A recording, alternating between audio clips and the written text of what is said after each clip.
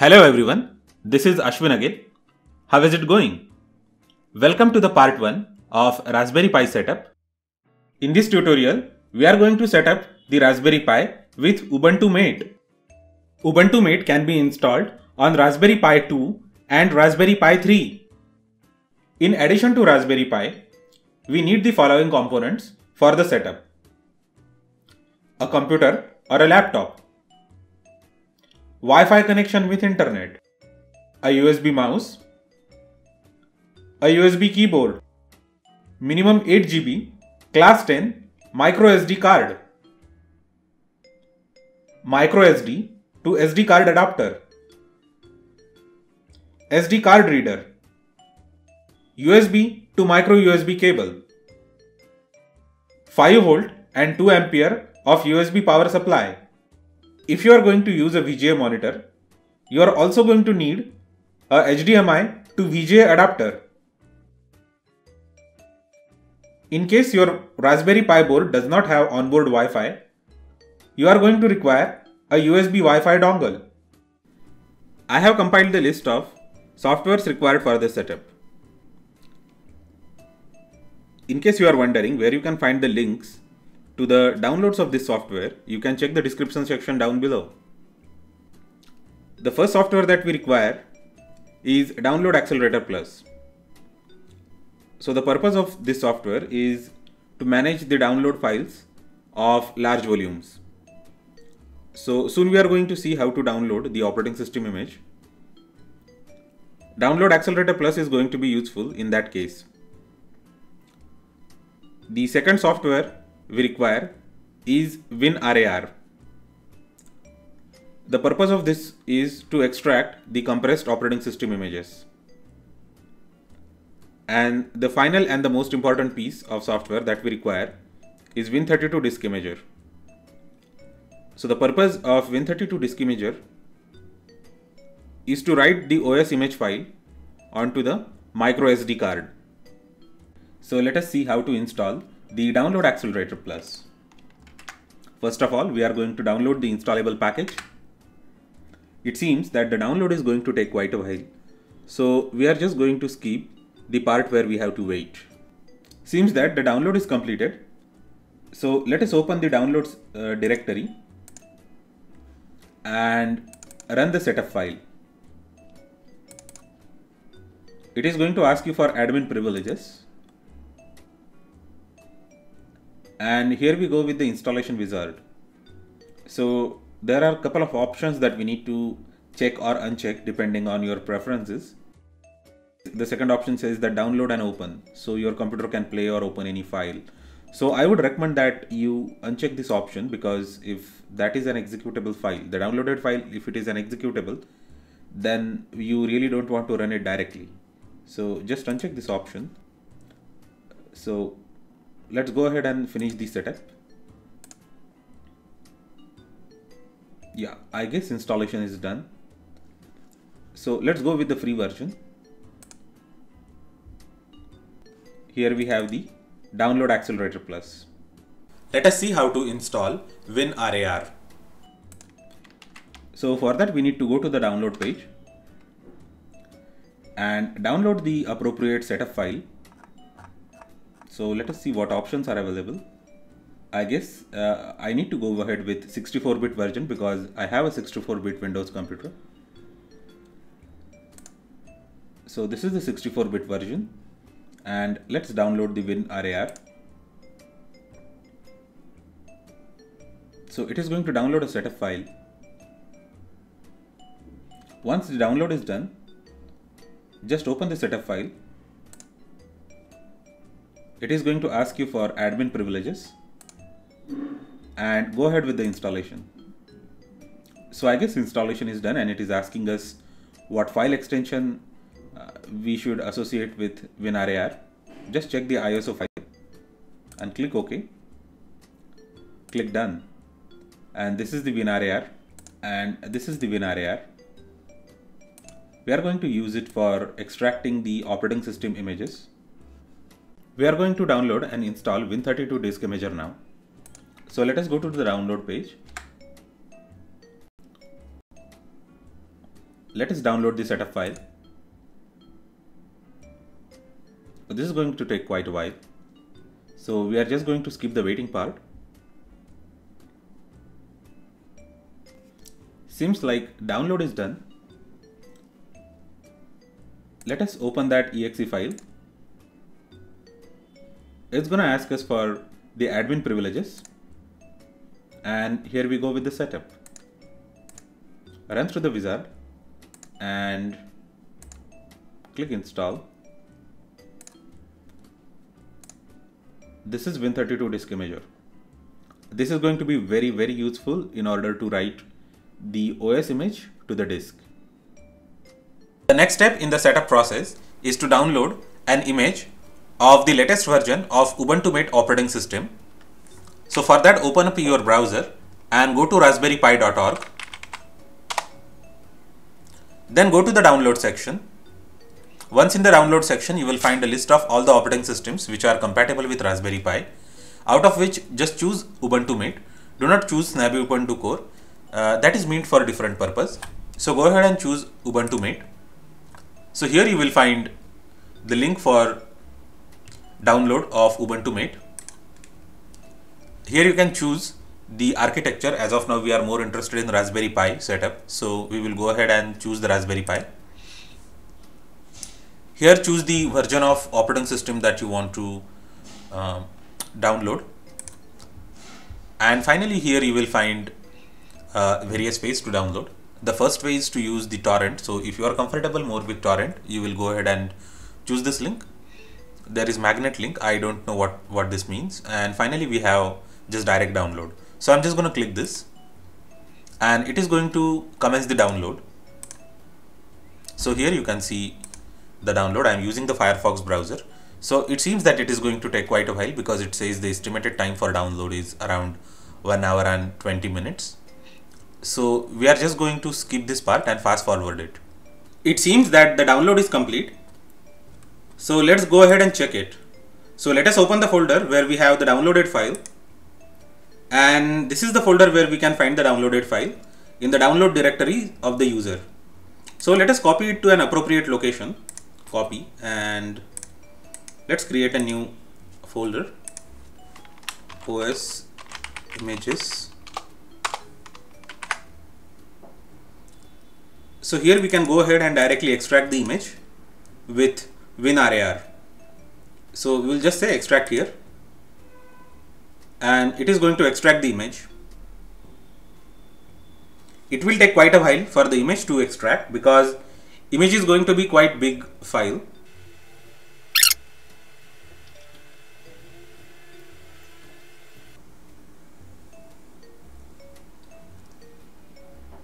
So the image file has been extracted and it seems to be of around 5 gigabytes. We are going to use the same image file to flash the SD card. Insert the micro SD card into the micro SD to SD card adapter. Insert the adapter to the USB card reader. Plug in the USB card reader to the computer or the laptop. Now let us flash the Ubuntu Mate operating system to micro SD card. For that, open Win32 disk imager. It is going to prompt you for admin privileges. Click yes and continue. Now here make sure that no other external storage device like a portable hard disk or a cell phone with micro SD card inserted into that is connected to your computer, because while flashing the operating system, if you choose the wrong device, then all the data on that wrong device will get overwritten by the operating system image and you will end up losing that data forever. So make sure that no other external device is connected to your computer. So once you make sure that, choose the drive corresponding to your micro SD card and then select the path to the image file. So here I have created a folder for the image file, and this is the image for Ubuntu Mate. So we are going to flash Ubuntu Mate 16.04.2 desktop RMHF Raspberry Pi to this card. open it and just click right here. This is going to prompt you with a dialog box saying writing to a physical device can corrupt the device. Target device h:boot. Are you sure you want to continue? So do not worry, it is always going to display a message like that when you are going to overwrite the micro SD card. So in this case, there is some prior operating system on this micro SD card. So I'm just going to go ahead and click yes, and it is going to start the flashing process. It seems that it is going to take quite a while for this process to complete. So once this completes, it will show a dialog box. So as of now, we are just going to skip the waiting part and going to fast forward this video.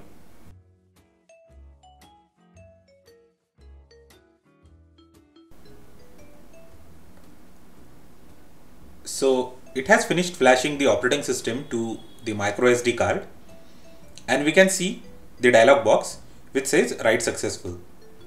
Go ahead and click OK button. Close the Win32 disk imager. We can verify whether the image has been written to the micro SD card or not. Just go ahead and open the Explorer, and you should be able to see something like boot partition. So here you can see the files which correspond to the boot partition of Ubuntu Mate operating system. So this is how we can write the image of Ubuntu Mate operating system to micro SD card.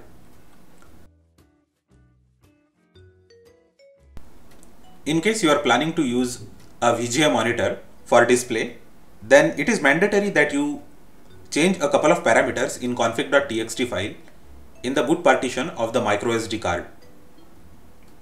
So mind that this step is only necessary when you are going to use a VGA monitor. So this step is not necessary if you are going to use a HDMI monitor. So let's see how to do that. Open the File Explorer and click the drive corresponding to your micro SD card. Open the config.txt by double clicking it. This is the config.txt, but the text is a bit garbled and we are not able to make any meaning out of it. So let's just close it and try to open it with some other editor. So the best way to open it is with the WordPad. So here the text is more comprehensible to all of us. Now let's change a couple of parameters. So the first parameter that we are going to change is disable_overscan. So let's check for it. Disable_overscan. Click the find next and let's see how many times it appears. Yeah, so here disable_overscan equal to 1. So this entry, correct, which says disable_overscan equal to 1, we need to uncomment this entry. So let's see if it is there in some other place. Okay, so all these other instances of disable_overscan, they are commented. Okay, they have actually double hash behind them. So we just need to modify the entry which has got single hash behind it and which is the value of which is equal to 1. Okay, so this is the first parameter, disable_overscan equal to 1. We just uncommented it. So the second parameter that we need to uncomment is HDMI_force_hotplug. So let's check for it. HDMI_force_hotplug.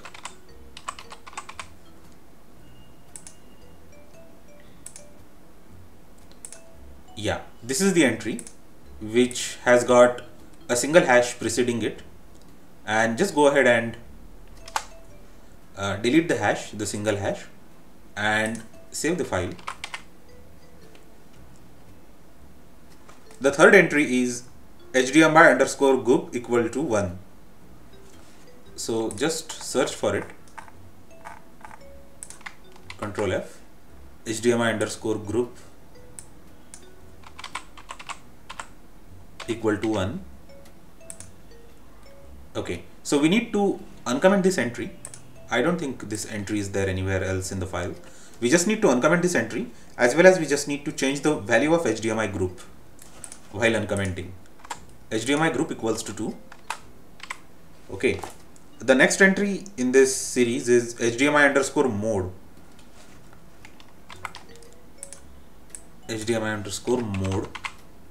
Let's go to the beginning of the file so that we shouldn't miss it if it is before.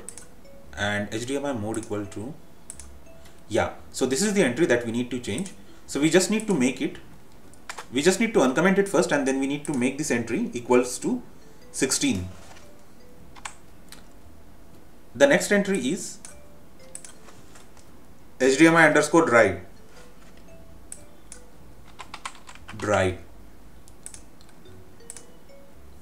So we just need to uncomment this entry, nothing else. We don't have to modify the value of this. Finally, we have to change config HDMI boost.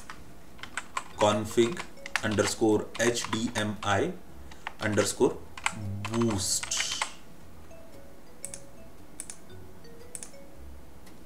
Yeah, and we need to uncomment this, as well as we just need to make this entry equal to 4. Go ahead and save the file, close the file, and safely eject the micro SD card.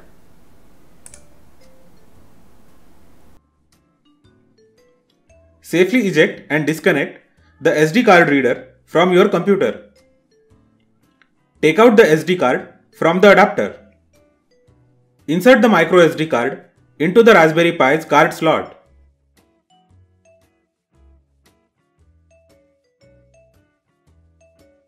Plug in the display cable.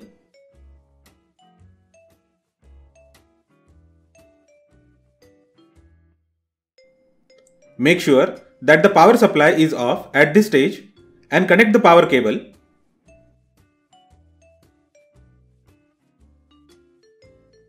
Attach the USB keyboard and USB mouse. If your model of Raspberry Pi does not have onboard Wi-Fi, then attach the USB Wi-Fi dongle to the Pi. Plug in the power supply. Switch on the power. Raspberry Pi will boot up now. We can see the LEDs blinking.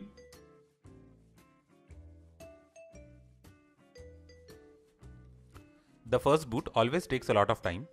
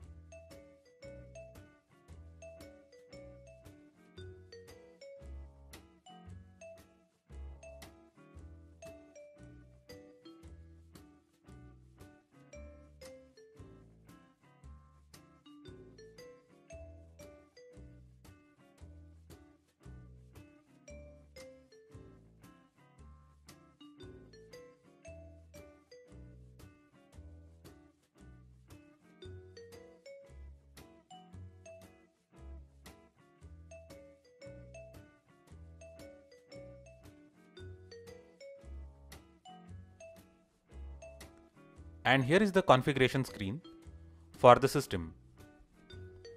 So let's go ahead and choose the language.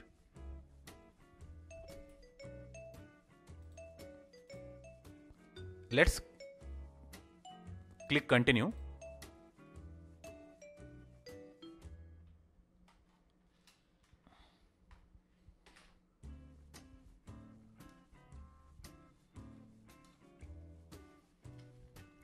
Here we have to choose the wireless network. So as of now, I'm going to connect to my home wireless network, and I'm going to key in the password here.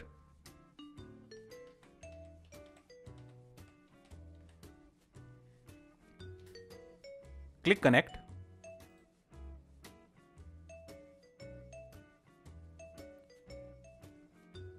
now the dialog box here says the connection established, and here you can check the strength of the connection.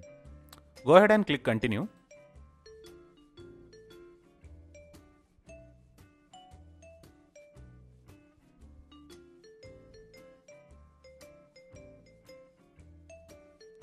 Here you are supposed to check the time zone. So as of now I am residing in India, so I am going to choose India. Click continue.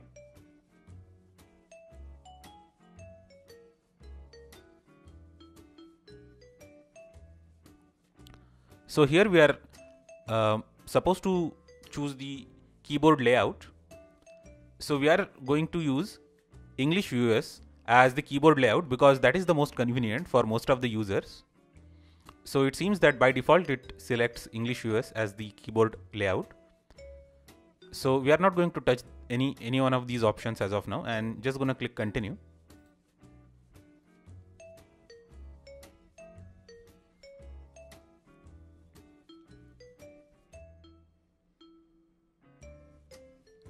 And finally it asks us the credentials that we want to keep for our system.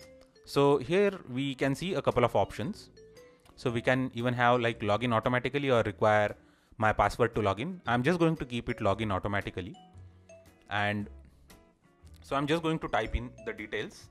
So the first thing that it's asking is my name. So I'm just going to type my name here.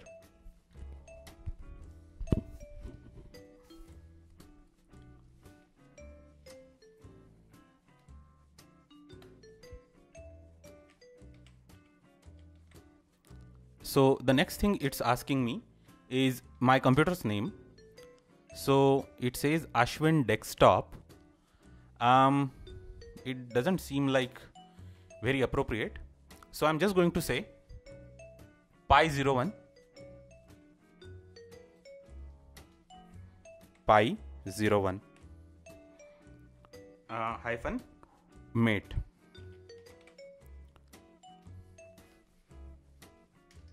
So the next thing it asks us is the username. We are going to keep Pi as the username and password. So I'm going to keep Raspberry as the password.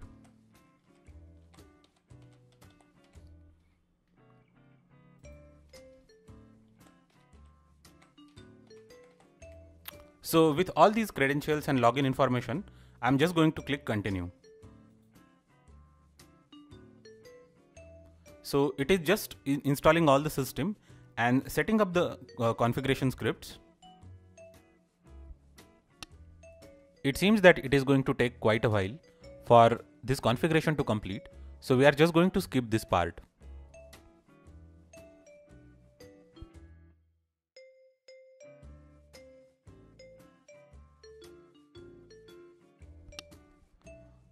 This is how the desktop of Ubuntu Mate looks like, and we can see on the screen the welcome window. So there are quite a few options on this welcome window, and we can just go ahead and explore them.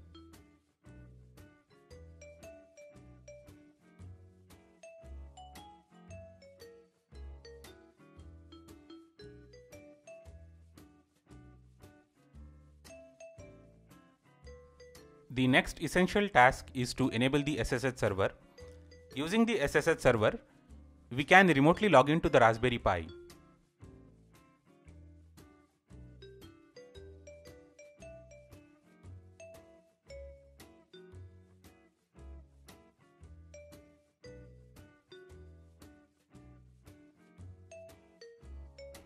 In order to do that, click the applications, select System Tools.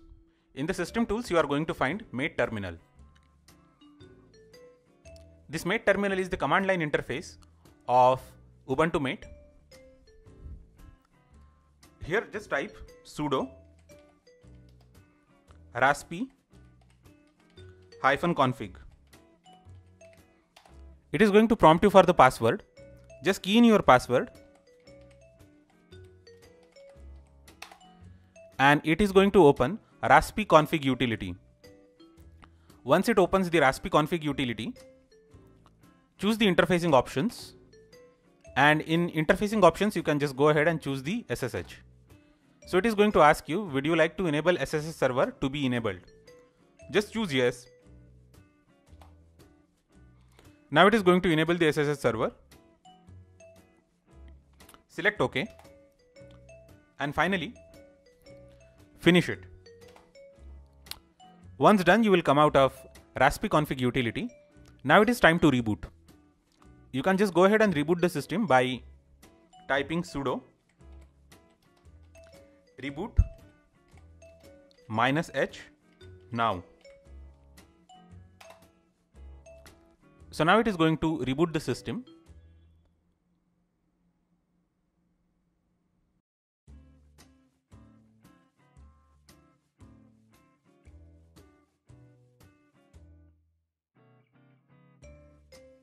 Do not forget to watch part 2 of this setup guide.